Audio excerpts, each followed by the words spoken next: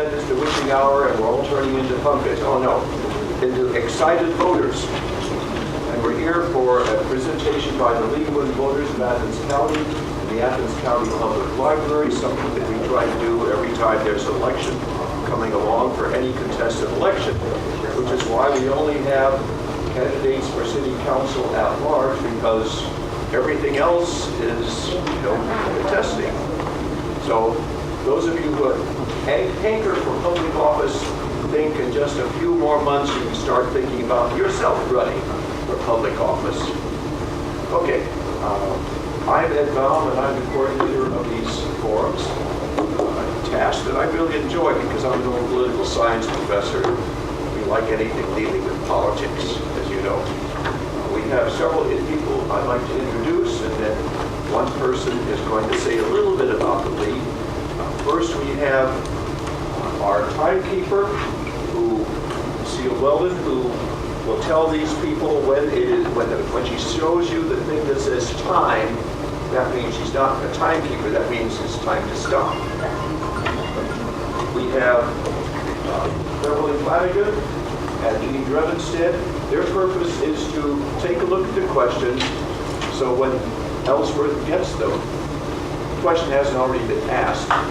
And also, we make sure that the questions are capable of being answered by all participants. Not one of those, okay, and what did you do last week that's good for us? And no one else can ask that because no one else's name is in. Of course, they can't either because their name is not in.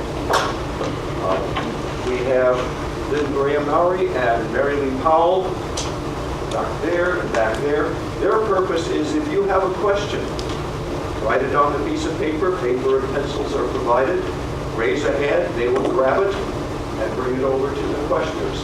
My purpose is simply to get things started and then sit there and ask the questions so Jean doesn't have to keep reaching over like that. Get the questions. Mary Costello, I think, was going to say right here in front of me. Say a few things about the league. Mary? My name is Mary Costello. I'm co-president of League of Women Voters of Athens County, along with Ellsworth Holden, who is serving as moderator this evening. And on behalf of our membership, I'd like to welcome all of you to this evening's candidate forum. The League provides opportunities for our citizens to learn about candidates and issues so that when we all go to the polls, we can make informed decisions. And we do that by having candidate forums like this evening's. And this evening's is one of two that we are having. Next Tuesday we will be in Nelsonville doing a candidate forum for the city council candidates there at the Nelsonville Library at 6:15. We also put together the voter guide with our partner, the Messenger, that prints it. The voter guide came out today, so some of you might have seen it. It came out, it was distributed in the Messenger. There are a stack of them in the back. If you don't get the Messenger or you didn't see it, help yourself.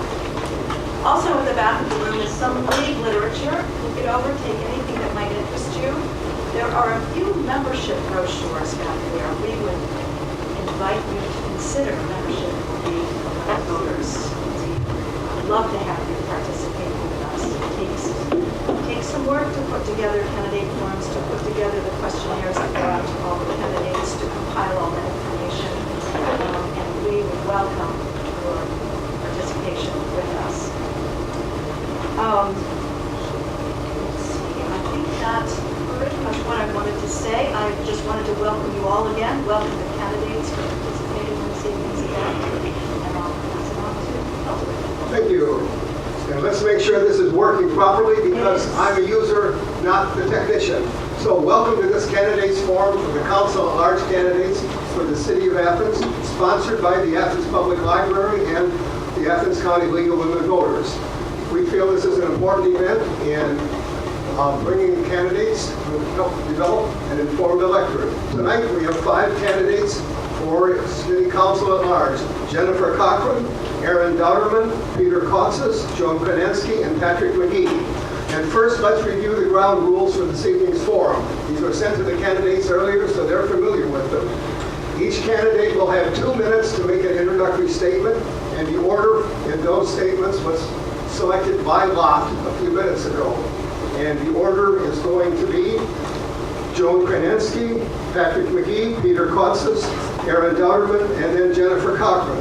And after that, the first question will be answered in that order, and after that we have a random number generator for the order, and I think you probably have that order so you don't have to depend upon me to call it out every time, so that's good. And then questions will be put to by representatives of news media, and with us this evening we have Sarah Brumfield of the Athens Messenger, Susan Tevin, WUB, and Connor Morris of the Athens News, and they'll give their questions in that same order. After a question's been asked, why each candidate will have 1.5 minutes to answer the question, and we'll go through one question from each panel member, and then we'll turn to questions from the audience. And I can see they're stacking up. In fact, I even have a stack here already of ones that have made the grade beyond those who make sure that this meets proper standards. And so let's go ahead, and we will invite Joan Kranensky to give us her opening statement. Thank you. Good evening, everyone. I want to thank the League of Women Voters of Athens County for holding this forum tonight. My name is Joan Kranensky. I reside at 56 Mountain Street. My philosophy towards engaged activities is to create a plan and then to work on accomplishing the individual projects that will bring that plan to fruition. Next, a little bit about myself. Is the mic better?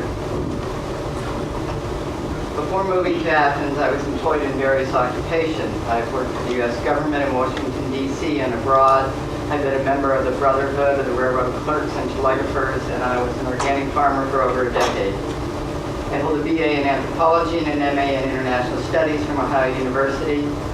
I have 2 delightful daughters. Both attended Athens High School and graduated from Ohio University, and have also been blessed with 2 wonderful grandchildren. I was one of the founding members of the West Side Community Association and have served as its co-chair and treasurer. As an active member of the Neighborhood Association, I've worked on and supported projects that have had positive results citywide, including extended sidewalks on Columbus Road, Wellhead Protection Plan initiative, building of the Schaefer Street brick wall, and landscaping in Arts West. I've been a member of the Board of Zoning Appeals for 6 years and have served on several City Council ad hoc committees.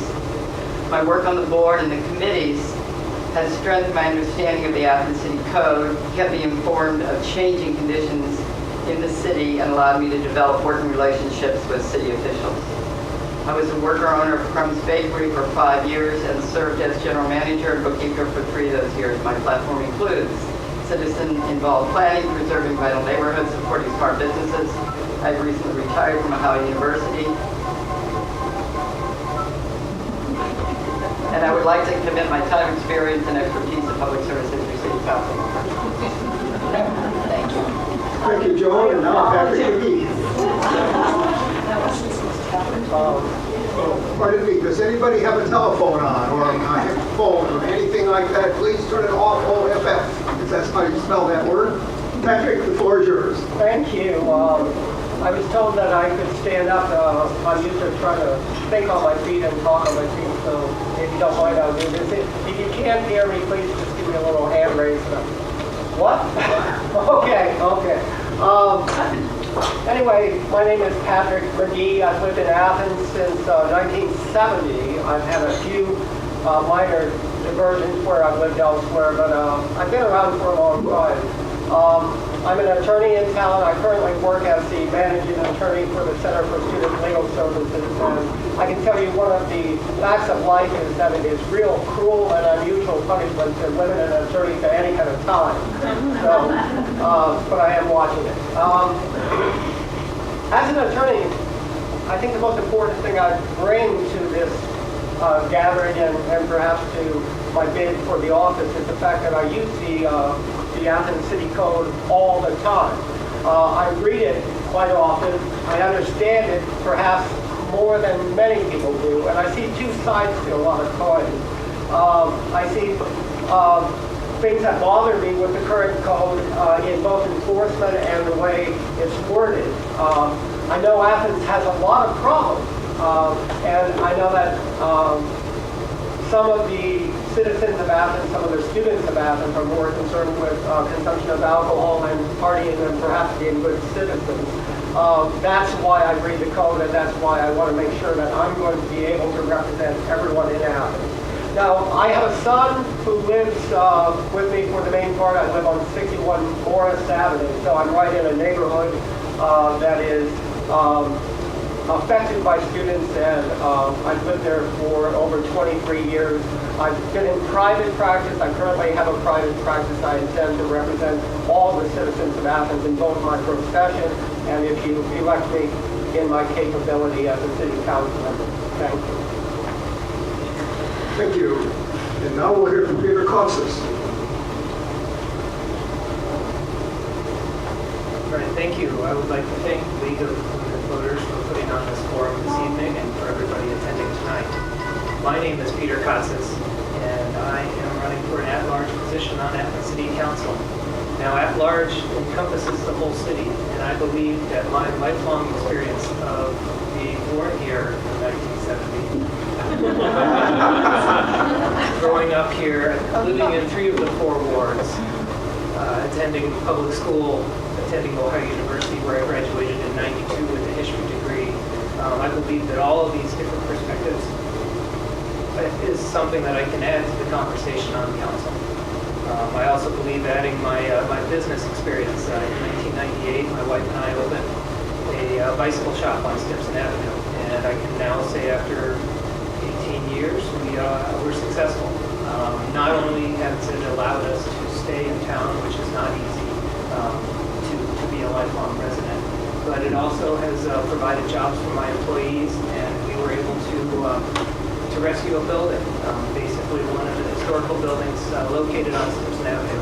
There was company housing for the Athens Brick Company. We went in, and it was abandoned at the time, but my business was able to afford a remodel, and we did it in a way that retained some of the historical aspects. So now when people enter this retail environment, not only do they get the service that I believe that they deserve, but we also are able to give them a history lesson that they so like. And I think it's important to maintain those that heritage, things that make Athens great. And I would love to add that to the conversation also. My volunteer record is very solid, most of it in the bicycle realm. But recently we were able to get Athens listed as a bicycle-friendly community, and I would love to serve on council. Thank you. Thank you, Peter. Next, Aaron Dauterman. Good evening. Before I begin, I would first like to thank the Athens County League of Women Voters for putting on this great forum tonight. And I would also like to thank the Athens Public Library for hosting the event in their wonderful facilities, as well as my fellow opponents here this evening. My name is Aaron Dauterman, your candidate for City Council at large. From the moment I decided to throw my hat in the ring, I've received a plethora of support from community members. And tonight I would just like you all to understand how much you truly have aided me and guided me along through this campaign. If it wasn't for you guys, I don't know where I would have been.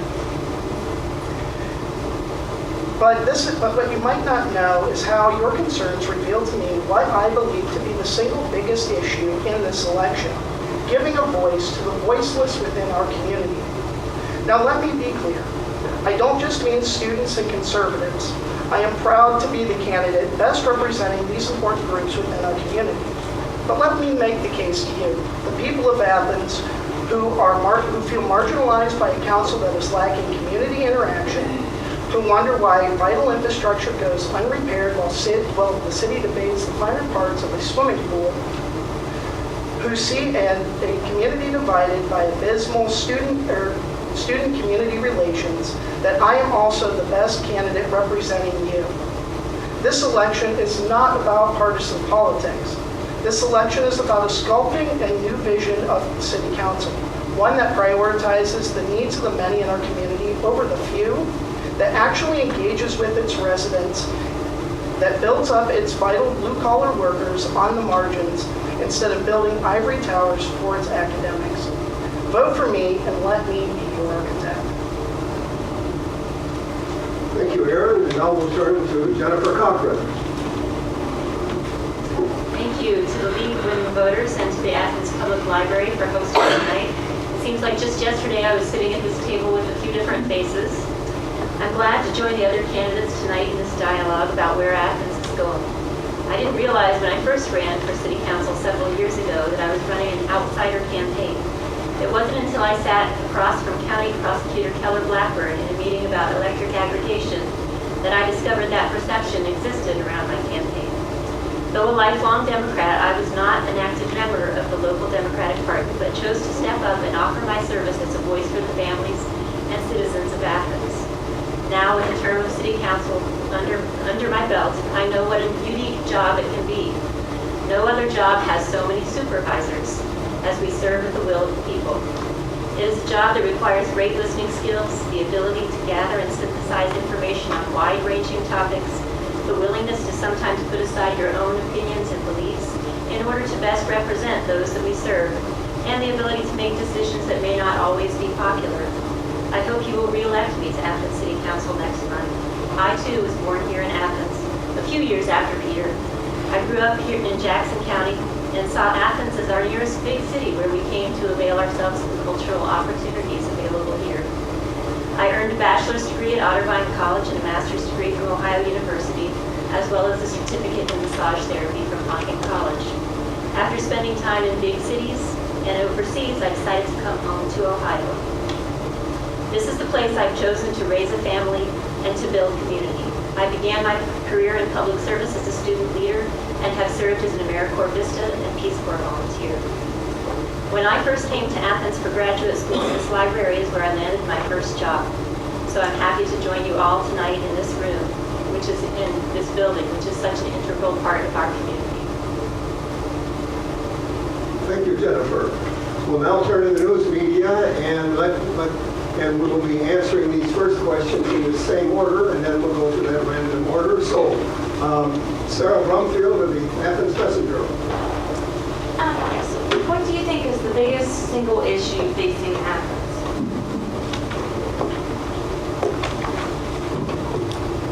That question, I think I've heard that question before. The biggest single issue.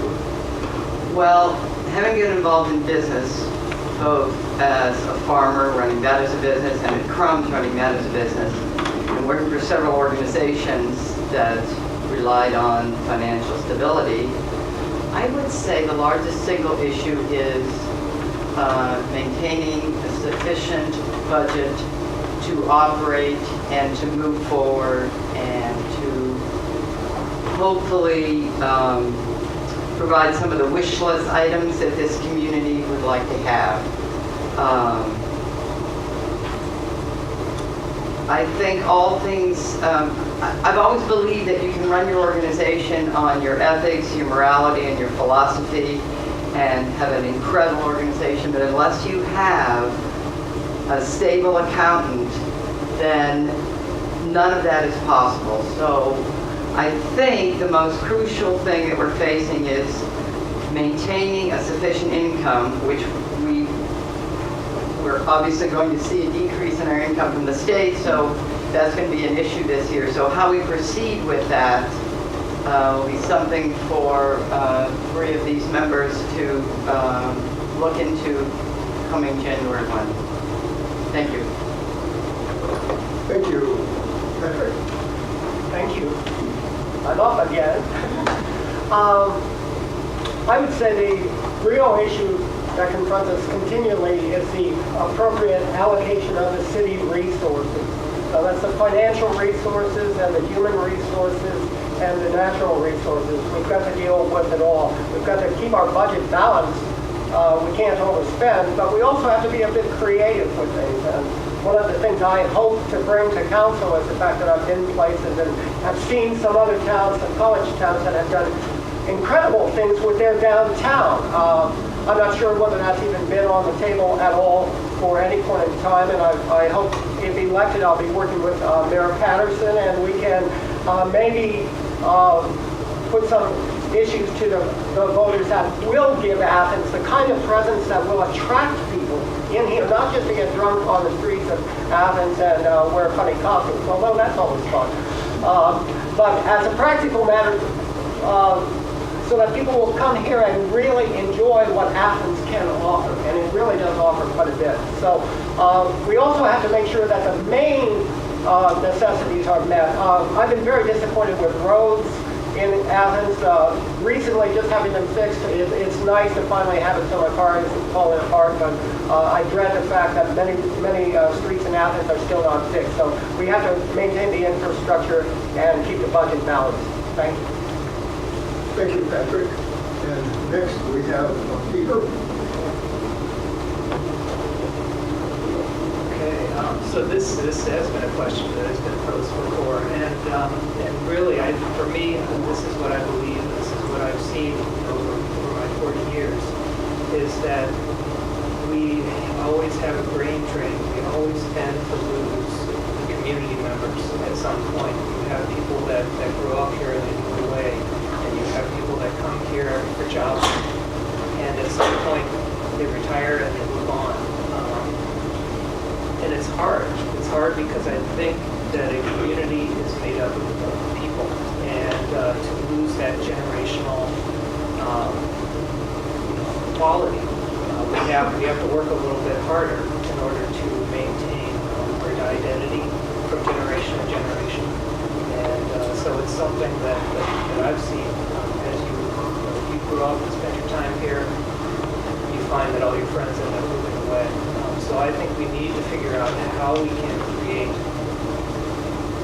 services that will keep people here longer, so that they can retire here, so that they want to stay here. It's a great place to grow up and to raise a family, but then after that, you don't have it. So that's it. Thank you, Peter. Aaron? The single biggest issue that our city is facing right now is the budget. Whether you like it or not, the state is cutting funding by $500,000 a year for this fiscal year, the 2016 fiscal year alone. You know, that is a devastating number, and it's something that should be raising flags for every member of our community. Any community, any local government, and any member of local government should understand that their top priority are making sure that the three core functions of government are being funded, that is roads, police, and fire. And if we are unable to begin to fund those organizations, we are losing sight of the actual goal. So here we are with a swimming pool process that, we're trying to get community input, which nobody seems to be able to voice their opinion without, having a governmental official jump at them or not getting straight answers. And yet we find out that this pool is going to probably cost the city $100,000 a year in an operating loss. On top of the state already cutting funds and the swimming pool project, this is madness. Our budget should be our top priority, and we should find ways to balance it, find ways to innovate our way we're spending it, spend it wisely. And I also believe that we need to audit our local government. Last year we had an auditor that said that the city was going to run out of money if these people got a pay raise that exceeded a certain rate. This is ridiculous. Thank you. I think the time is up, and so we will cut you off after a 3 or 4 second breaks, and I will sort of chuckle because once in a while we need someone to run over a bit, so we just tell everybody up and down that line, 2 minutes means 2 minutes, and maybe 3 seconds. All right. Thank you, Aaron. And Jennifer, you're next. Thank you. I believe the question came from Sarah, is that right? Yeah. So I really feel like asking to identify one single issue is a false choice. But if I have to identify one single issue, I would say that it is building a resilient and sustainable community. And what does that mean? It can mean a lot. It means, yes, we need to focus on the budget and how we manage our resources. It it does not mean we need to neglect an important piece of our community, which is building a swimming pool that will serve the needs of our community now and in the future, whether it be the youngest of us who need to learn to swim, or the eldest among us who can use swimming as an important piece of physical fitness or therapy and rehabilitation. Yes, we need to keep our roads in better condition. And yes, we need to do so with dwindling resources from the state government. Fortunately, we have an administration that has been fairly well finessed at finding resources outside, leveraging resources for major projects, and we will continue to do that under our new administration with our new mayor, Steve Patterson, in the next administration. So the city is doing a lot, and yes, we always need to do more. We're working in cooperation with the county on some innovative energy initiatives with Upgrade Athens. We're now helping our citizens access energy savings programs through the Community Energy Savers programs with AEP Ohio, and more to come. Thank you. Thank you. Thank you all. Well, for the next question, let me just rattle off the order because this is the first one change due to the random tosses. To be Aaron, Joan, Jennifer, Peter, and Patrick. I think you have that in front of you, but just reaffirm it. And so we'll turn to Susan Tevin of WOUB. Susan? Thank you. My question has to do with state issues and how they will affect the city of Athens. I'm sure everyone knows where I'm going with this. We have issue 2 and issue 3. Issue 2 is the monopoly, restricting monopolies within the Constitution, and issue 3 is the marijuana legalization. I wanted to know how you see these issues affecting, if they are passed, how you see these issues affecting the city of Athens, and where do you stand on those issues? Well, thank you for the question. I personally stand against issue 3, not because of the legalization aspect, but because of the bad policy with the monopoly and the state constitution. With that being said, I do stand in favor of issue 2, which I believe, will bring some good and put some common sense legislation at the state level to prevent future people going through this ballot initiative to try to make a profit for personal economic gain. So in terms of issue 3, the way it is written and with the legalization aspect, I believe that if issue 3 were to be passed, even though I do stand against it, I believe since they're going to be putting operations down in the Athens County area and down into Meigs County, I believe that that would be a huge economic boom for this area. Athens is the poorest county, is one of the poorest counties in the state, and I think that that revenue and that tax revenue that can come back to local municipalities would be a great asset for our community. Thank you, Aaron. Joan, I believe you're next. Well, my response to your question is somewhat influenced by the League of Women Voters of Athens County forum that was held several weeks ago, which was very informative on both of those issues, particularly issue number 2. Although they are in support, I have some issues with issue number 2 and will probably vote against it. And the reason I would do that is because that was drawn up to address one particular issue, but overall it is going to affect many issues and initiatives in the state of Ohio. And I think that it's ill-advised to, it's like, I'm going to go back to my zoning code, it's like spot zoning. So we're gonna spot initiatives, but I understand the logic behind it to avoid the monopoly situation coming from issue 3. But I think it will also affect many other things, so I will vote against it. I'm also voting against issue 3, not because I'm opposed to legalization of marijuana. I think it's because I was with the other side, even though now they've come together, more or less or so it was stated in the paper that both sides in the marijuana issue is going to support issue 3. I'm opposed to monopolies. Thank you. Now we'll turn to Jennifer. From what I understand of both of these two initiatives, I am planning to vote against them. And I believe with issue 2, it is a knee-jerk reactionary initiative, sort of as Joan said, it's a reaction to another initiative. So I don't believe that it's a necessary step for us to take. As far as issue 3, like others have stated, I do not oppose the legalization of marijuana. I would fully support the legalization of marijuana if it were done in a more democratic way rather than the formation of monopolies, which will benefit a few corporations and individuals and support, folks who already have money getting more wealthy rather than enable individuals who wish to legally grow marijuana to do so. Thank you. Peter? Okay, I probably need about 20 minutes to talk about issue 3, but the short of it, yes on 3.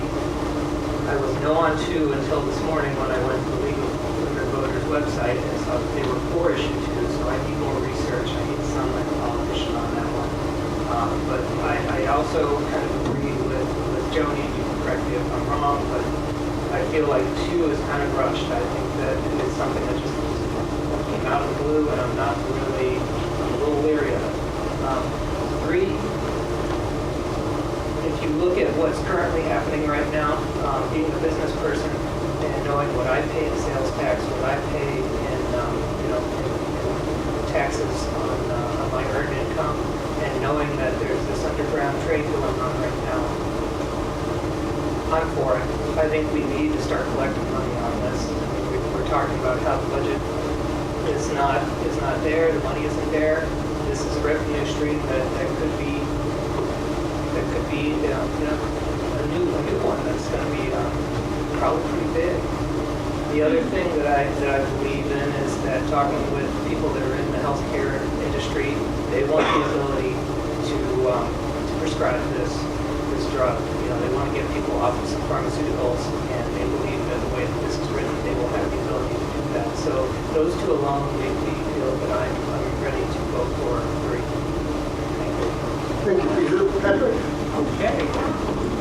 Well, I've already voted, so I would urge you all to vote early. I voted for 2. I did it, I think we could use a little chaos in that situation. We've got inconsistent constitutional amendments, and it's going to need sorted out. It really is. It's absolutely absurd what they've done to our Constitution. So I voted for it because I think the courts will have an opportunity to clarify things, and just maybe we can get rid of some of the monopolistic practices that are currently going on. As far as issue 3, I'm absolutely in favor of the legalization of marijuana. I voted for it as well. I'm not in favor of the monopolies or the restrictions on the growing, but I see it as progress, and I see it as the kind of thing, once it is legalized, we can get some tax money flowing to the communities. Like Peter, I'm very frustrated when I look out on the college green and I see people who I know are known dealers who are making their living, making a fortune selling pot to the college students. That is absurd. We need to end this. We should have ended it 20 years ago, 30 years ago. We should have had these monopolistic restrictions, but again, it's a start. We need to move forward, and I would urge everyone to vote for it. Thank you. Thank you. For our next question, let me just run down quickly the order here. It'll be Jennifer, Patrick, Aaron, Joel, and Peter. So no one gets an undue surprise. And for that 3rd question, we'll turn to Connor Morris of the Athens News. Connor?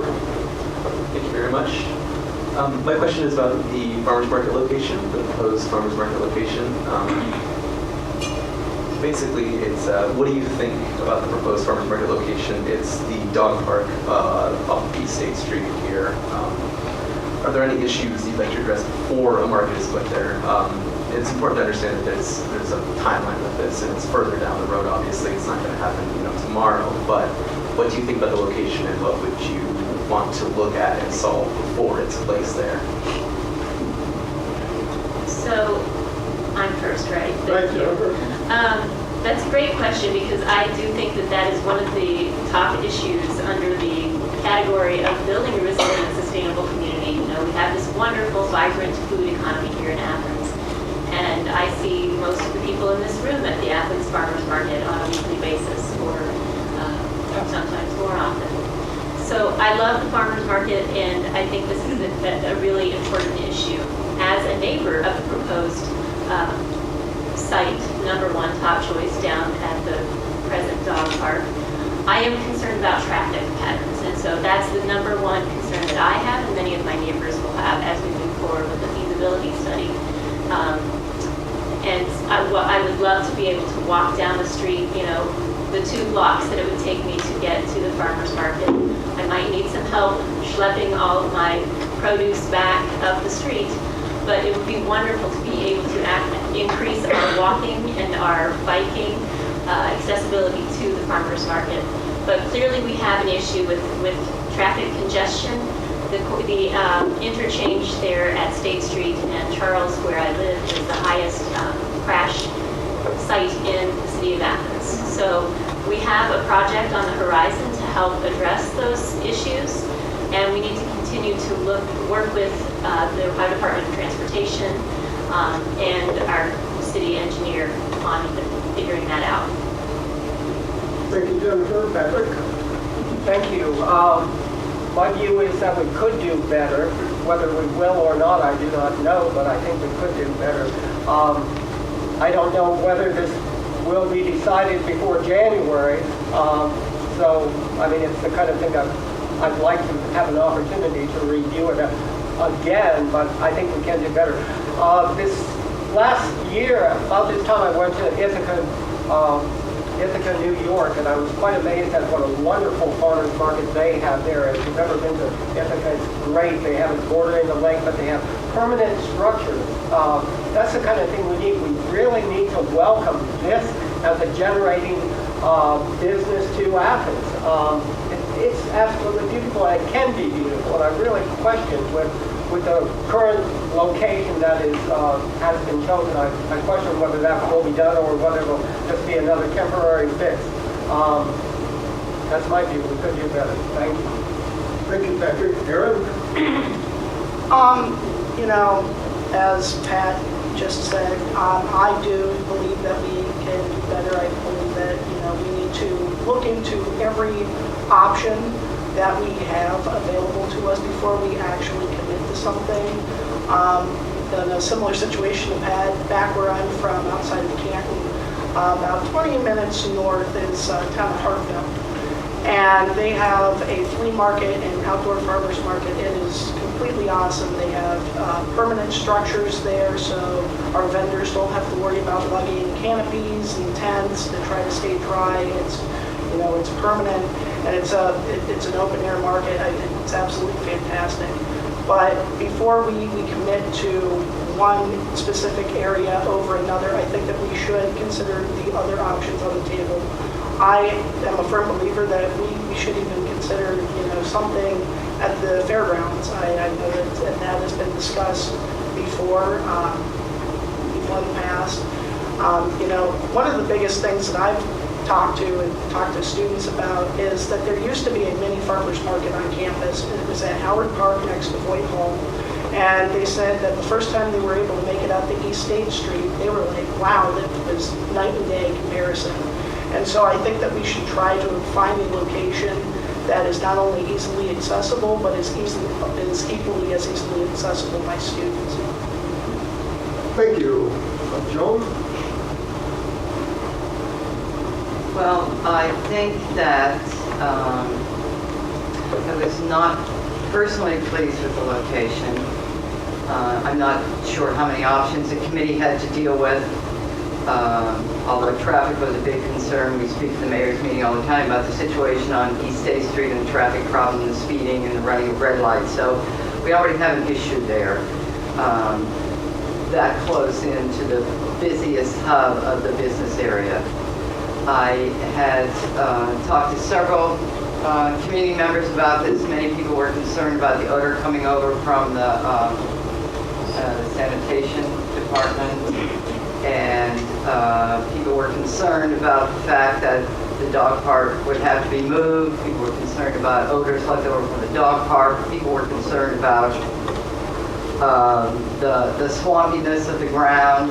There were a lot of issues that people came forward with. One positive response I did receive from several people was it was very close to the bike path. So thinking about that, making it accessible in that direction was good. I really like the idea of sitting tight, looking again for another location. Sometimes it doesn't come out right away. Sometimes the obvious is right in front of you, and you haven't seen it. You have to look just again. But I also like the idea of keeping this as a temporary and setting a goal for an enclosed or at least roofed farmers market in the future. Thank you. And Peter, you're next. Thank you. Only 2 minutes on these subjects. This is really tough. The big thing with the farmers market is it needs to stay on East State Street. I do not want to see the volume of traffic going across town coming from Union Street. Because what happens after the farmers market is everybody accesses all the other services that are on State Street. And I don't believe that those people would change their habits. They would end up, if it was on the other side of town, you're going to have that much traffic on a Saturday trip, going straight through town. So I think it needs to stay with all the other services on State Street. If I had my druthers, it would be the Columbia Gas location that was further out. But I think price is definitely out of question there. So I think what we have here is something that works well. There's a couple stipulations on my end. From a business standpoint, I would want to see good signage on East State Street so that people can locate it. I believe that stop sign or stop light can handle 20,000 cars. I'm not sure if I have that number correct or not, but I believe that interchange can already handle the volume that you can see there. And then the other thing that we want to do is trim back the trees off of the Route 33 so that when people are coming off of that exit, you would have a clear view. If the improvements at the wastewater treatment plant are correct, hopefully the odor will be gone. Thank you. Thank you. Well, now we'll turn to questions from you audience members. And let me just rattle through the order for this one. It'll be Peter, Aaron, Jennifer, Patrick, Joan. So the question is, some of you say that Athens should tighten its belt when it comes to spending and its budget. Where do you want to make these specific cuts to spending? And so that will be for Peter first. So, making cuts to the budget. Is that really part of council's? Pardon me? Is that part of council's? That is. Well, let me read the question again. Some of you say, this is written by an audience member. Some of you say Athens should tighten its belt when it comes to spending in the budget of Athens. Where do you, candidate, want to make specific cuts to spending? Well, I suppose one would say, if cuts are necessary, where would you cut? Might be a slight translation. Where would I cut? I would say at this point, I need to get more information and be in that position in order to make that decision.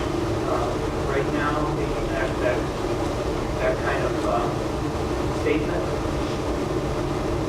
I don't feel like I'm ready to do that yet. I don't feel like that's something that I have enough knowledge of the position in order to make that decision. Okay, thank you. And let me just note, if any of you would like to have me read the question again at any point, I certainly will. So we will turn to Aaron.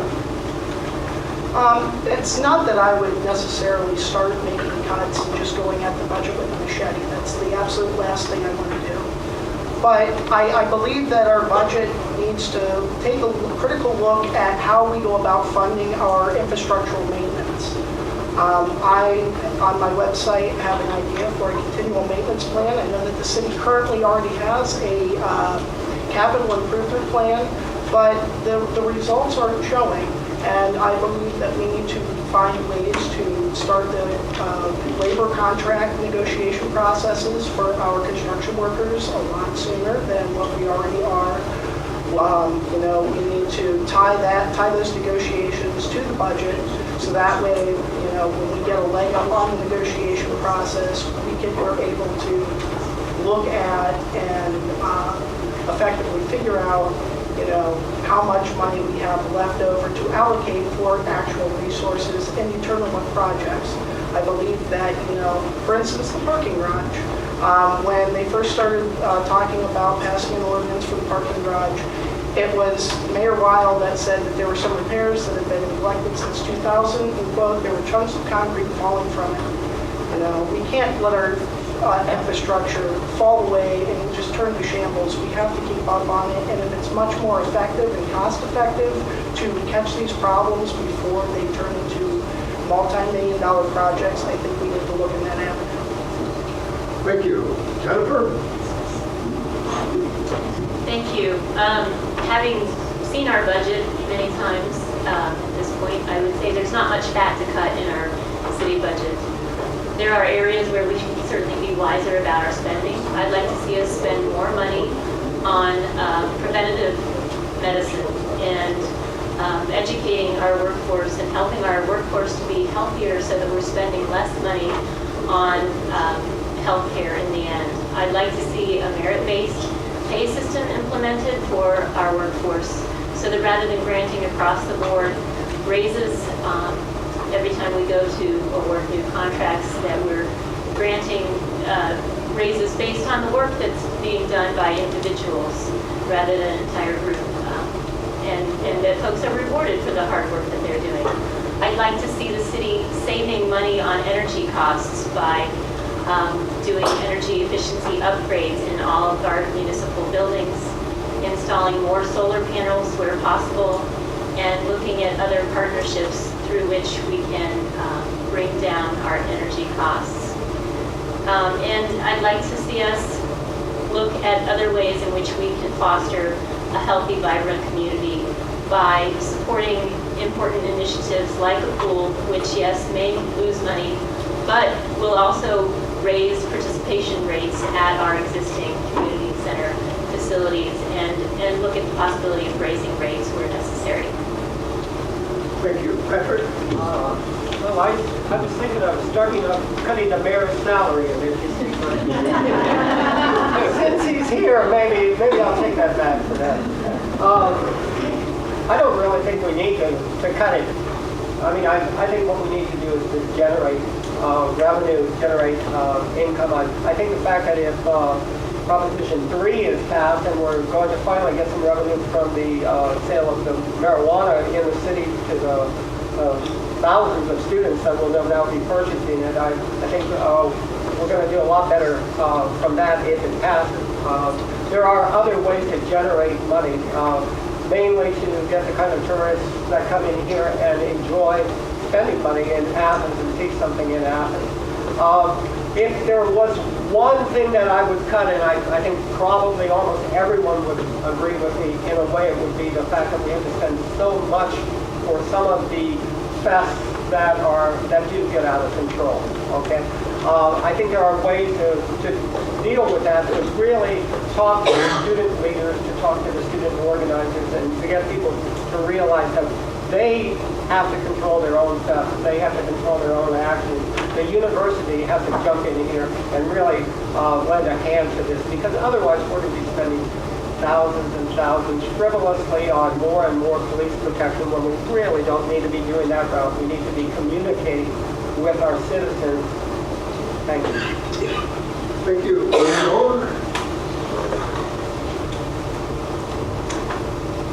Well, on the one hand, I agree with Peter, although I've looked at the budget several times. I think I'd like to be a little more entrenched in it. And actually, I have never spoken about or had in newsprints in the print of the league that I thought we should cut various spending. I did talk about possibilities of new revenue streams. course, the city has been very good about applying for and receiving grants, although we have to do matches on them, but the large sum of money that we receive in these grants is outstanding. Of course, that's a lot of coming from the feds, and that was our tax money that went to the feds, it's coming back to us. So that's a good cycle. Ecotourism and is a big boost. The Athens County Visitors Bureau has an incredible website. And we need to start drawing more people here, and I think we've all talked about that. And we need to set goals for how we want our city to look. And that'll help bring people here. There's plenty of activities. We need to keep them here. And we also need, and this came up in my conversations with people in the community, we need to have some kind of seniors and elder residents established in this town to bring those types of people and keep those types of people in. Thank you. For our next question, let me just run through the order real quickly. Patrick, Jennifer, Peter, Joan, and Aaron. And so here's the question.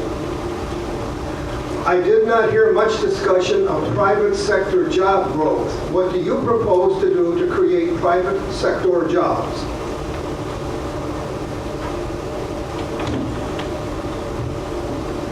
Well, my goal is to make Athens attractive. And there are really a lot of ways to do it. I think Mr. Patterson, our next mayor, is going to be leading the way on that. I hope so. But I think that when we make it attractive, private businesses, private companies will want to settle here and will want to invest here. We have a great market for sales and customers in this area, but we tend to lose everything to the internet, I think, right now, because we're not playing on the same playing field, a level playing field. I think the advantage that we have, again, above everything else, is the fact that Athens is a great place. I mean, how many students have come here and really want to stay here? Almost everybody.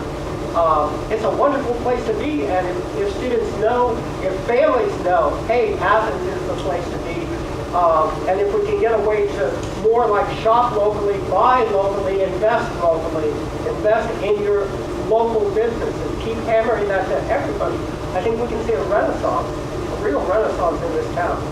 Thank you. Thank you, Patrick. Jennifer? I think we need to look at the possibility of establishing a development department or having an actual official working in the city government to look at these particular issues. Yes, we have a development council that at work here in Athens County, but I think we need to do more in planning and development as far as what kinds of businesses we want to attract to the city. You know, what kinds of sectors and industries do we want here? In the past, we sort of we take what comes to us, and we're thankful for what we get. It's Appalachia, so jobs are often hard to come by, and we're fortunate to have some local businesses that are growing and are building, and we have some vibrant partnerships with Tech Growth Ohio and other local incubators and organizations that do work to bring local businesses here and to build businesses. So I think we need to just step up what we're doing and be more intentional about attracting the kinds of businesses that we'd like to see here, green energy, other kinds of businesses that are going to contribute in meaningful and sustainable ways to our community. Thank you, Jennifer. Peter, you're next. Thank you. Private sector businesses. So I think the best thing there is to have people who have created jobs and are in business be on city council. And really, I joke a little bit, but really, having that understanding, having that background, and having the ability to be that ambassador that could communicate with somebody coming in. I had a conversation with someone who has a business, and they talked about settling in Athens, and they ended up choosing Nelsonville. And I believe, with the conversations that I had with this person, It was because he didn't feel like he got where he needed to get with the city government at the time. I would hope that I could kind of bridge some of those conversations and maybe try to decipher some of the language between the two entities. Besides that, I do believe that creating small, locally owned retail environments and making this place a place that people want to visit. With Route 33 being 4 lane between here and Columbus, we are a perfect weekend town for all of those Columbus dollars. Thank you. Thank you, Peter. Joan? Well, I came across this issue when I was campaigning in the primary. I talked to a small business owner in town. He was getting moved out of his physical location. It was absolutely perfect for him and his business. He had parking. It was close to town. They could walk some places for lunch. It wasn't an overall attractive building, but that's not what they needed. They needed a space, a specific space, a large space to work in. It was open. His employees could walk to the Near East Side where they had houses. And he lost his spot. And I looked around town for a while for him at other locations that would be appropriate, and I really couldn't find any. And so what came to my mind, and when I said it on a meeting at the chamber, was I brought this up, is actually having physical locations, building sites available for these kinds of businesses that we're imagining we want to bring to our town. The other thing we need is affordable housing for the employees of those businesses. And I think because we have a city planner in place already, that person could get charged with that as one of his responsibilities. Because it seems to me that planning, that is part of planning, bringing businesses in. And so I would think that that would be a good avenue to address these issues of private sector jobs. Thank you. For the next question, why? Oh, I am sorry. I always have one little step up. That's it. Sorry, right again. It's all about finding ways to make our city more attractive, whether that is, capitalizing on our, national forests being around here, whether that is capitalizing on the tech industry and finding ways that the local city government can make it easier for internets to have cheap and affordable internet. It's about making our city not only attractive from a financial standpoint, but from a physical standpoint. Somebody with small children is looking for a place to live, and they decide Southeastern Ohio is where it's going to be. We have to make sure that our city looks inviting. And I applied, I believe Councilman Patterson is on board with this, but I love the arts project. I believe it's the Essence of Athens project. And I think that is an awesome and valuable resource that we can use to make our city not only look nicer, but make it more inviting for families and make it so that people, when they come to visit our community, think, hey, this could someday be a place where I want to live. And I believe that these are all things that tie into helping grow private sector jobs and small businesses. Thank you, Aaron. Let me just run through the order quickly on the next question. Joan, Peter, Patrick, Aaron, Jennifer.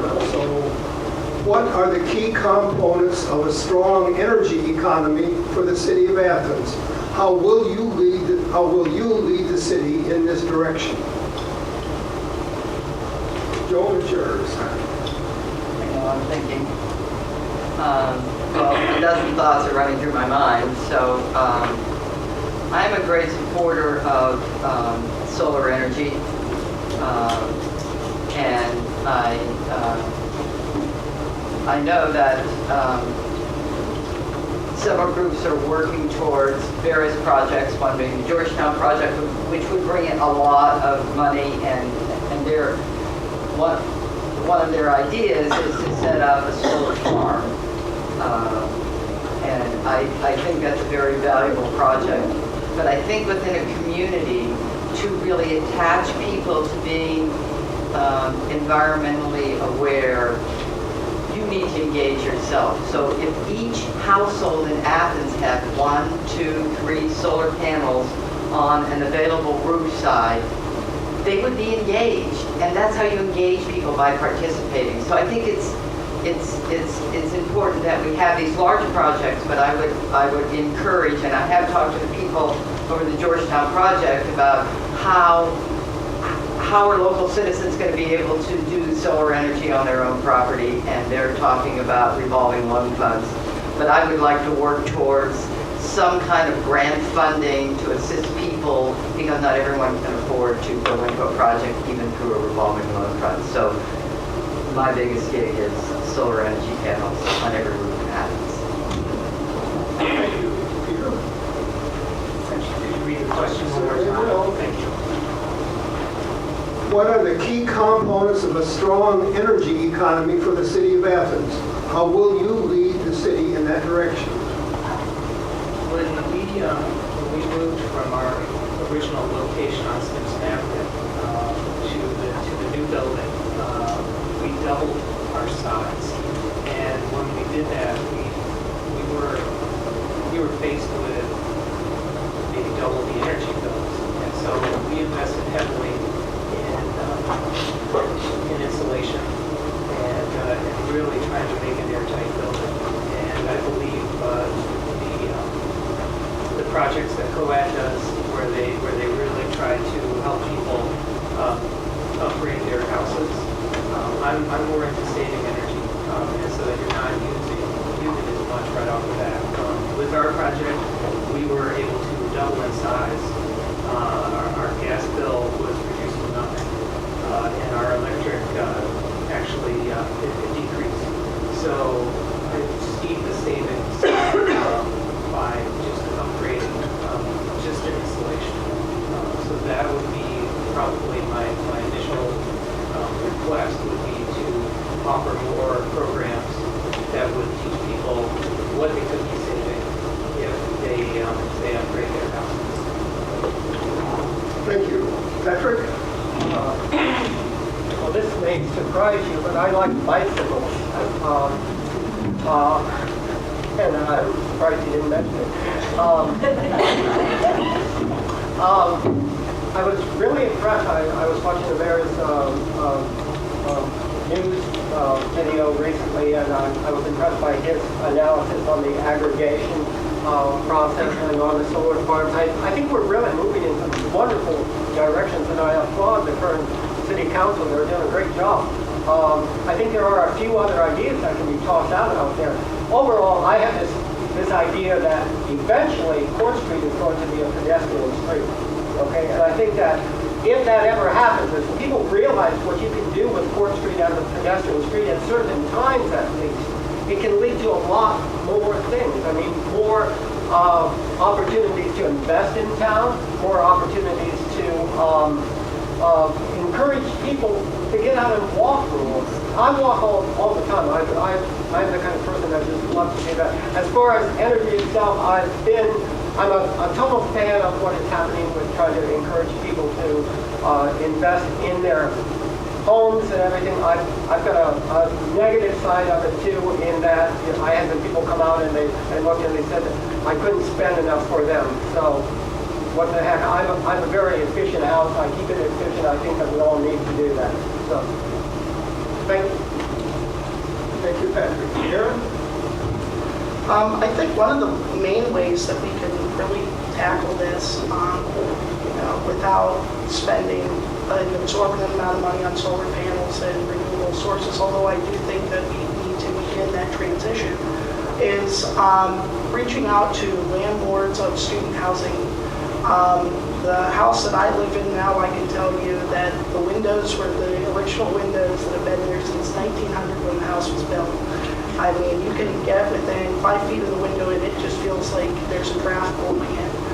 And I've, seen the electric bills go up when I've had to turn the heat on, and Peter's right. It just comes down to, finding ways to insulate your house, make sure that, windows, that's not really that much of a huge expense. It's something that's relatively manageable, and I think that the city needs to make progress and steps towards working with landlords and making sure that these student housing areas are up to code and as insulated as possible. Because I know for some students, they don't have the time or the knowledge on how to go about upgrading their house. Nor do I think any 18-year-old or 20-year-old that's coming to college should know how to do those things. So that's why I believe that the city needs to step in and start making advancements so that not only our students, but our landlords and students rent from are keeping things in shape and keeping things in check. Thank you. Jennifer? Thank you. Aaron, you make an excellent point about working with landlords, and that's a great example of sort of the low-hanging fruit of energy efficiency and cost savings opportunities. And through the excellent work so far of Upgrade Athens and our partnerships with the county and the work toward winning the Georgetown Energy Prize, we are already doing some of those activities and making progress in that area. So there are conversations already being had on a day-to-day basis. And I'm excited to see that, Upgrade Athens is now employing 3 people in the county of Athens. So that's growth for you right there. Three new jobs that we didn't have before. Empower, also creating new jobs through our electric aggregation program, which is part of the Southern Ohio Public Energy Consortium. So we are creating jobs on a small local basis. The proposed solar farm in Albany will create new employment opportunities. So as we move forward, on a small level here and there, we're going to make a difference. But certainly the energy that we do not use is the cheapest energy out there. So we need to look first at energy efficiency upgrades. I'm proud to say we're sitting underneath solar panels up here on the roof of the Athens Library. It doesn't power the entire building, but it does do a good part. And so the more projects we can do like that, the better. Thank you. For the next question, let me just rattle through the list, the order. Peter, Joan, Aaron, Jennifer, Patrick. And here's question 7. Many people in Athens work jobs that pay minimum wage with no benefits. Indeed, many of those folks work for the city of Athens. Should council address this problem? Why or why not, and how? So with that, Peter, I think you're first. Okay. Yes, we already went through, I've already had a conversation with this person about it. The thing that I go back and forth about this. So I didn't know when we started the conversation that the city did employ people at minimum wage. And I would be curious to see what those jobs are and what's required of them.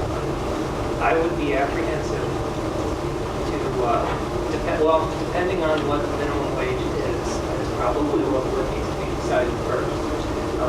I would hate to see all of business hampered by it because unfortunately our demographics are such that we don't have an extremely wealthy population. And so if you do raise the minimum wage, your services are going to go up. And I wonder whether or not people will be willing to do that. And I guess that would be the questions that I would pose to people about whether or not anything like this would happen. Minimum wage is not a wage that I think should be raised. I do believe it should be at the state level or even at the federal level because then at that point, then all of your services are going to adjust and that whole supply chain will readjust to accommodate that. At the city level, I just don't know if we're going to do damage if we end up changing that wage. Thank you. Thank you. Joan? Okay, to continue this conversation, I really don't believe at the state level we're going to see a change in minimum wage like some states have done. I firmly believe that we need to strive for an increase in minimum wage. I did some quick addition on the calculator. It's like 810. That's like $17,000 a year in minimum wage taxes. And if somebody's working a full-time job and they have to support themselves, 1, 2, 3 people, that would be tough. I don't know who these people are in the city that are working for minimum wage. But if they are full-time full-time employees, not seasonal employees, then I think that there needs to be some consideration in increasing their wages. A comment many years ago, well, a couple of years ago, when the minimum wage did go up, the university was complaining about having to pay students, because if the minimum wage goes up in the city of Athens, that is just for city workers. Is that citywide? How can the city of Athens really control business? And, you know, or is it just if this city council has the capacity to increase wages at the city level? I don't think that they can then affect the community as a whole. But I think that if an individual working full-time, 12 months out of the year, to be making far more than minimum wage in order to survive.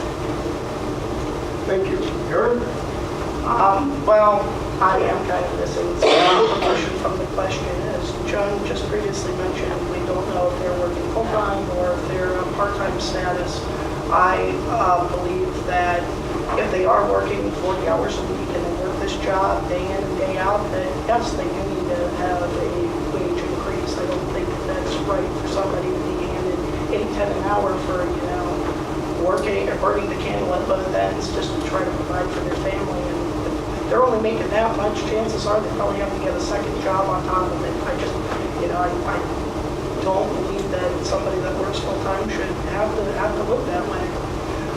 But if they are part-time, I believe that we should consider maybe some merit-based pay system, as Jennifer mentioned previously, that, you know, rewards individuals for their good work if they, you know, at a part-time basis. If they're at a part-time basis, start them at minimum wage and, you know, work them up, do a 6-month job evaluation and give them wage increases that aren't like major jumps, but are relative, that are decent enough that, you know, it makes an impact on their livelihood and their quality of life. Thank you, Aaron. Jennifer? Thank you. I also do not know, you know, what positions might be paid part-time, but my supposition is that it is likely part-time seasonal employees. And by and large, I think that full-time employment as a city employee is fairly well compensated, not just by the pay, but by a comprehensive benefits package, which is really important to our employees. Yes, I would support an increase in the minimum wage. I would support doing so in a way that engages our local business leaders and business owners in such a way that it would not be detrimental to their business. How could we do that? Could we implement a progressive increase so that we're not all of a sudden bumping up from $8 an hour to $15 an hour? So looking at ways that we can reasonably implement increases to help everybody live well within their means and to be able to spend their hard-earned money here in the city of Athens. Thank you, Jennifer. Patrick? Well, I'm certainly in favor of an increase in the minimum wage. I'm concerned too, like everyone else, are the university employees, are the students going to benefit from this? Are temporary employees, part-time employees going to benefit from it? I think we need to do it at some point in time. The question is how much and how soon. I'm concerned about small businesses. I know a few businesses that it would hurt. The theory, of course, is that people, if they have more money, they're going to spend it. And the hope is that they'll spend it locally. Now, the whole thing can flop if people are going to just spend it on the internet or go out of town and spend the money. Or if landlords raise their rents so that it's just going into someone else's pockets and the situation in town becomes even worse with fewer people being able to afford housing. So there's a dangerous side to it, but I think everyone here is in favor of trying to raise the wage so that people can have a livable wage. Thank you. Thank you, Patrick. Well, let's go to the next question then, and in order, Aaron, Patrick, Joan, Jennifer, Peter. So this question is, do you believe the council should grandstand on issues that are not under the council's jurisdiction? For example, gay marriage and abortion. Why don't I just read it again? Do you believe the council should grandstand on issues that are not under the council's jurisdiction? For example, gay marriage and abortion. And let's see, Aaron, you're first on that. I think that if the city wants to pass an ordinance recognizing something, I don't think that they should be allowed or forbidden to do such. This question is in reference to the stance that the city made in support of same-sex marriage. I see no issue with that. I think that, that creates an inclusive climate for a community. It welcomes folks. And as I said earlier about making our city more attractive to bring businesses and to bring more people who start families here in our community. I mean, if you're a member of the LGBT community and you see that there's a little town in southeastern Ohio that has come out and proclaimed, a stance in favor of your lifestyle, I think that is something that can make us competitive. So I don't see an issue with the city taking such measures on certain issues. Thank you, Patrick. Thank you, Aaron. Patrick. I love to grandstand. It's so fun. I mean, I think part of the job of being on city council is to entertain people, which we tend to do on a regular basis, or at least they do. I think the real issue, and this is something that I've considered quite a bit, is the fact that we have an opportunity, I think, with the technology that's there, and to basically include more people in the decision-making process, and to have a little bit of an Athens voice to come out. I'm amazed at the Athens website. The city website is so great. You can just click on, you can get all sorts of information constantly. Well, why can't it be a two-way street? Why can't we get some way of saying to the citizens of Athens, hey, how do you feel about this? We'd like to grandstand a bit and have a unanimous vote for some outrageous project. How do you feel about it? Whether it's an outrageous project or whether it's a project that we're concerned about, maybe the new swimming pool. Why can't we do both? Okay. And as far as grandstanding, again, we all like that every once in a while. Nobody's going to really, be offended or hurt too much. We're not going to have a creation museum built here. I can guarantee that. But what the hell? Thank you. Thank you, Patrick. Joan? Okay, well, I've been waiting to do this, and it's the perfect time. I'm going to grandstand. All emphatically. What I want to say is I'll sit down now. I don't consider it grandstanding. I think it sets the mood for our community. It talks about who we are and what we want in our community. And I was at the city council meeting when they endorsed the gay marriage proposal, and I didn't see anybody objecting to that. And I think there are many things in our community, even though we do have 2+ political parties, because there's several independents out there, and all kinds of people. I run into more anarchists in this town than I did when I was a political activist many, many years ago. So you have a lot of ideas, but there's a lot of things that we agree on. And I think that this is not grandstanding. I think it's setting our identity to the world. Since we have the internet, anybody can come to our website and see who we are and what we respect and what we identify with. Thank you, Joan. Jennifer? This question makes me feel all warm and fuzzy inside.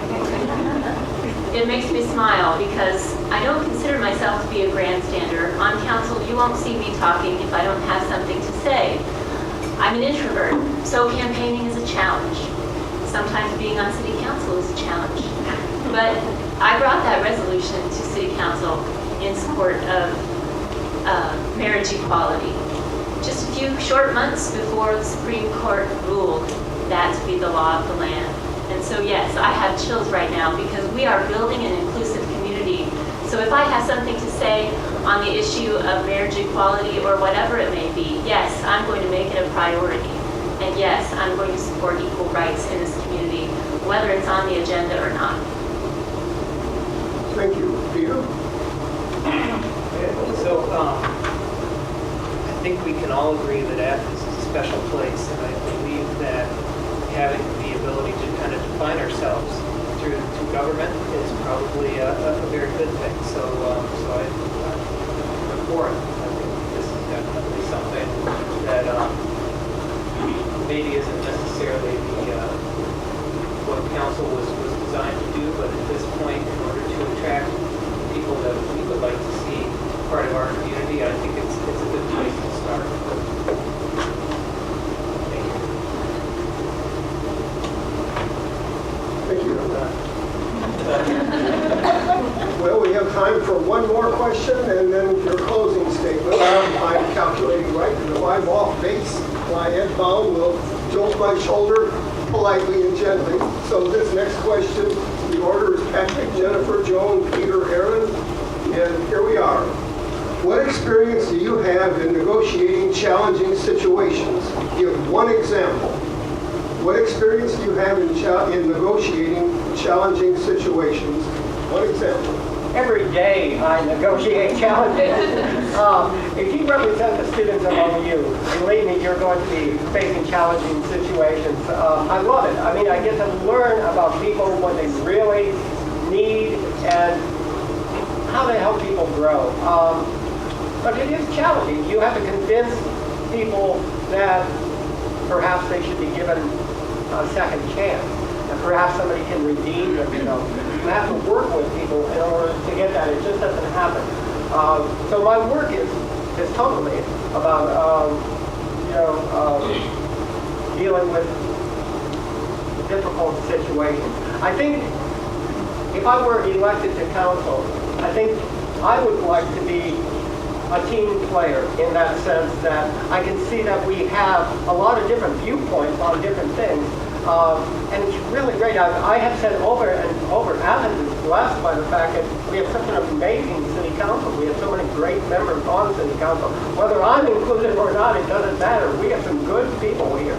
And I think the fact that every one of us can bring something to the city of Athens and to you voters that I think we can all appreciate. Thank you. Thank you, Patrick. Jennifer? I know how to negotiate challenging situations because I'm a parent. And sometimes challenging situations arise in family life, in school life, and all around us. One example of negotiating a challenging situation may be last year as a city council member, I dealt with the fallout surrounding some changes in the city code around trash cans. And so I called every resident of my neighborhood who sent a complaint via email or left a voicemail with our clerk of council. And I listened to them. And I listened to people who didn't complain too, because for every issue that we have out there that we find challenging and we find difficult and there is an active group of folks speaking out about, there's also a group of folks that aren't speaking out because they're just fine. And if you don't hear from them, that means that things are usually working out pretty well for them. So in negotiating any situation, I think it's important to always listen, to be in touch with our friends and our neighbors. And that doesn't have to mean knocking on their doors or having them come and speak at council. It can mean talking to them on our way to school. It can mean talking to them at the bus stop, at our kids' birthday parties, while we're crossing the street, having lunch at the farmer's market, everywhere we go. Thank you. Joan? Well, I have two situations. I'll tell the most appropriate one first. The other one is an interesting story. My skill in mediation comes from several graduate courses on bargaining and mediation, international mediation, and also taking John Schmieding's mediation class to get some practical feel for what mediation is about. I was on a city council ad hoc committee, and there were 2 students and 2 community members, city council member, the former police chief. Meyer was on the committee and the co-director, and I forget who else. I think that's all. The city council, and this committee was about the noise ordinance. We were rewriting the noise ordinance. And the city council decided there weren't enough students on it. They put 2 more students on it. So there were 4 students, 2 community members, and a couple other people. Well, it was going nowhere because community members wanted one thing with the noise ordinance, and then we had the students wanted another. And one of the students, the added student was a woman, and we were kind of battling. And then I said something. I mean, you have to find something that'll bring people together. I said, why does this always say he? Why can't it say he, she in this ordinance? And she looked at me and she said, yeah, from that point on, she and I worked out for the whole committee all the issues because we found some way to come together. And that's part of what mediation is about, bringing people together, finding a common ground, solving the problem. Thank you. Peter? Can you read your question one more time? Certainly will. Thank you. What experience do you have in negotiating challenging situations? Give one example. Okay. Owning a small business, I'm sure you guys hear us complain about it all the time. It's not easy. The big thing is, for me personally, is having other people's livelihood, their salaries kind of hang over my head, and what I decide, what I do could ultimately affect them. What I've done to kind of ease that stress, that pressure, is have a very open relationship with my employees, where we discuss everything and we attempt to try to solve things together. So I believe it's community consensus, getting together and brainstorming, and that's really when you can figure out solutions that may not have been apparent at the beginning of when the problem presented itself. Currently, right now, as a seasonal business, we are going into our slow time, and so so I'm having to make those choices about reducing hours and bringing things back. And you have to just weigh everybody's situation and look at it from their perspective, their standpoint, and make sure that you make proper decision when it comes to sit down. Thank you. Aaron? Well, the first and foremost thing that you have to do in any challenging situation is to engage in active communication, whether that is being the speaker or being the listener. Over the course of my campaign, I've talked to probably a couple thousand folks, just listening to them about the issues, sitting on their front porch and listening to what they have to say, and getting to hear their story. That's important. And when challenging situations arise, you have to be in clear and constant contact with those that you not only work with, but those that are in the community. For an example, I've been involved with Boy Scouts of America for practically my entire life. Worked up from a Tiger Cub all the way up to an Eagle Scout. And the summer before I decided to attend college, I went to Philmont, which is in New Mexico, and I was the crew leader, and I had to lead 12 young scouts on a backpacking trip through the Rocky Mountains, being their leader, and having minimal adult supervision or adult help. Everything rested on my shoulders, all the decisions rested on my shoulders. And we hiked over 112 miles on that trek, and I'm not the most fit person by any means. But, there were challenging times, and whenever challenging times arose, the very first thing we did was gather everybody up and say we're going to have a conversation. That's what we need to continue to do. Thank you, Aaron. It's time for us to turn to closing statements, 2 minutes each, and let me just rattle off the names. This is as though it were question 10 in that order, so it'll be Jennifer, Patrick, Peter, Aaron, and Joe. So, Jennifer, your closing statement. Thank you, Ellsworth. As a city council member, I serve on the Transportation Committee, the Service Safety Committee, the Athens Beautification Day Planning Committee, the Athens Shade Tree Commission, the Environment and Sustainability Commission, and the Regional Transportation Planning Organization Citizen Advisory Board. It's a mouthful. saw my little trick-or-treating come in, sometimes the kids are a little resentful of some of those evening commitments. But I do it for them, I do it for you, and I do it for our whole community. I'm proud to have contributed to a number of civic projects, ranging from the small, getting those potholes patched, the leaves collected, not myself, but we're all part of it, to multi-million-dollar projects like the wastewater treatment plant and the Richland Avenue project, both of which were well underway before I even came along and joined City Council. I'm a connector. I like to build community and capacity by connecting people with each other and by connecting people with ideas and resources. Several years ago, my family and I started a new tradition which has served to connect us better with our neighbors, our natural environment, and our community. It's called the Sunday Hike, and it has fostered new relationships between local families, ideas for projects, and more. The idea is simple. We meet each Sunday morning, we hike, we talk, we dream about what we want this community to be. I invite you to join us. Let's walk together. Thank you. Patrick? I can almost do a joke. Okay.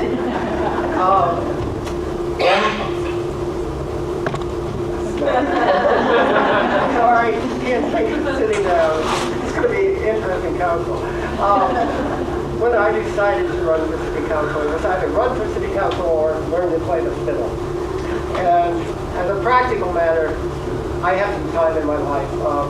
My son is grown. I have some time, and I wanted to give back to my community.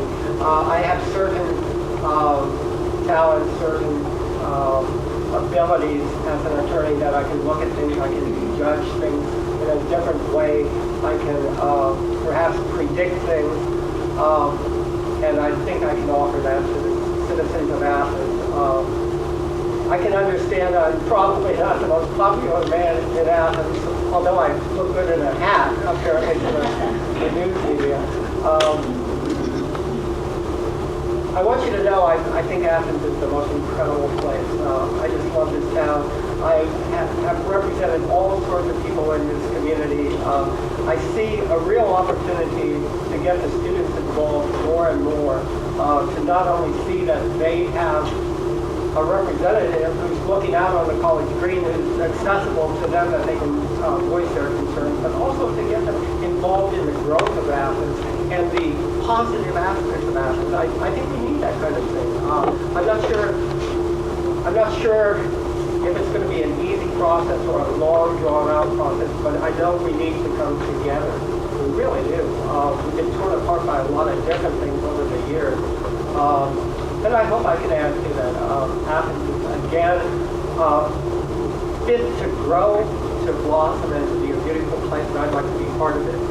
Thank you. It's taken me out of my box, and it's exposed me to more people in the community, and I've got to hear their stories about what makes Athens special to them.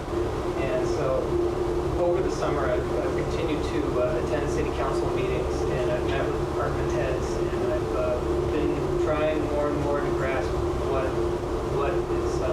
makes a good council person.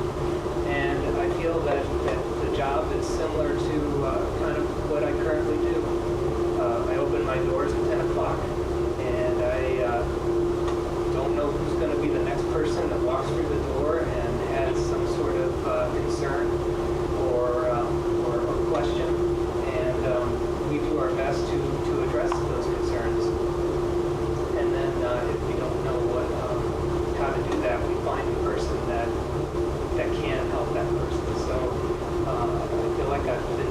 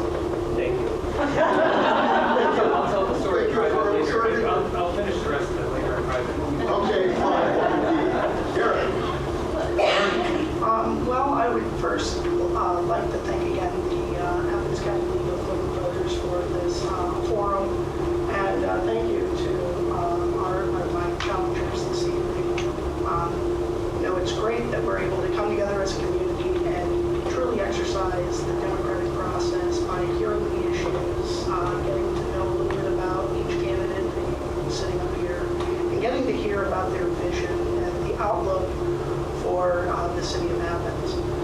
I'm not running as some kind of political takeover. I'm running as a Republican, but not to sandbag or throw a wrench in the situation. It's because I care about this city. This city has been my home during my undergraduate years at college. You know, I feel like I need to give back. This community has given me so much as an individual, and this community has helped me to grow and helped to shape me into who I am. And at the end of the day, our biggest challenge that we really need to overcome in this election and in the next administration is reaching out to our constituents, providing clear and concise answers when questions are asked instead of passing the buck down off to somebody else, and be honest with the people that we work for. I believe that public servants work for their constituents, not the other way around. I'm not running because I'm trying to make a quick buck or just because I want to play games with the local government. I truly care about this community, and I would honestly like to be able to call this place my home someday. So please offer considering throwing your support behind me on November 3rd. Thank you. Thank you, Aaron. Joan? Well, first off, I would like to thank everyone from the community that came out, the press, the league, all the league members, and the library staff that have stepped around. I think one of the biggest things that I've come to realize over the years is that change doesn't happen overnight. And we've talked about a lot of things in this room tonight. And a lot of the questions were poised to get us to talk about change and everything from the environment to the minimum wage. And I think the discussion has been lively, and I think we have a lot of good ideas here. But I think in order to get to change, you really need to do some planning. You really need to set some goals. I was at a conference for city planners and Board of Zoning Appeals members in Columbus not too long ago, and I went to a workshop in a small city north of Columbus. The mayor and the city planner was there, and they were talking about all the improvements they were able to make in their town. Physical improvements, just like we're talking about. Let's make Athens more of a beautiful place. It is beautiful in our hearts, but we want to physically make it attractive to other people to bring in the kind of ecotourism we would like to see. And what he said impressed me so much. He said, never say, oh, we can't do that. I hear we can't do that, we can't do that, we can't do that so many times. And he said, never say we can't do that. Put up your plan, set your goals, and figure out how to do that. And that's what I'd like to do on City Council. Thank you. Thank you all. Thank you, candidates. Thank you, Susan, Sarah, and Connor of the news media. Thank you, audience members. Thank you, library staff.